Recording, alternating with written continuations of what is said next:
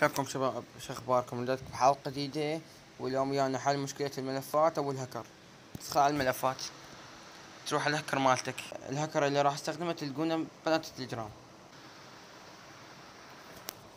هذا الهكر تاخذه، تدق نسخ، توديه الملف البوبجي يقول لك خطأ. فاحنا ايش راح نسوي؟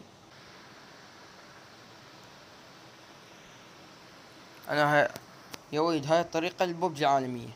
اي ملف عندك تجيبه، تغير اسمه الى هذا الاسم، ملف البوبجي العالمية. دق حسنين غيرته، تجي تاخذ الهكر تحطه جوا الملف اللي غيرت اسمه، فيصير هيج. تدخل هيج تصير الملف اللي غيرت اسمه، تاخذه قص، تروح توديه الملف البوبجي العالمية.